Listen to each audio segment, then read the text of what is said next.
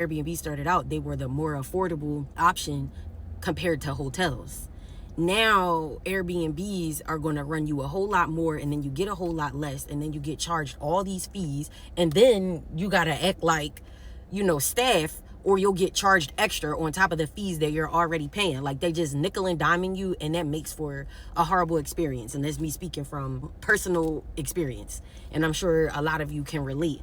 And I'm just thinking about how the story, whether it's true or not, who really knows, but the two founders of the company, whatever those two guys' names are, had this idea in their mind because back in the day, before they were both millionaires like they are now, neither one of them could afford rent in San Francisco, I believe it was, where they were. So they couldn't afford rent, and they literally were both sleeping in a room on an air mattress. I don't know if it was two separate rooms respectively or sharing a room, but whatever. The story that they peddle, or the story that they tell you, is that they couldn't afford rent.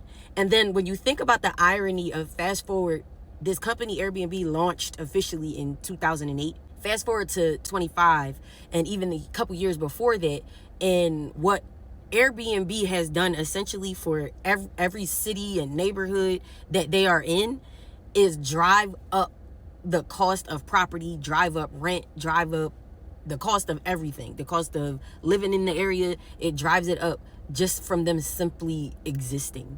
They've made, housing essentially unaffordable for the locals of that city, town, country, whatever.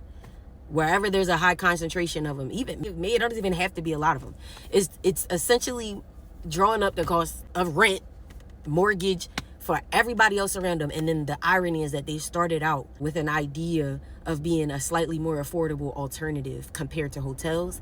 And also how their inventors, the people that created them, they couldn't afford rent themselves. So they had to think of something that was cost effective and affordable. But then they turned into essentially what they are now, which is typical capitalistic beast that ruins everything it touches. It's very ironic.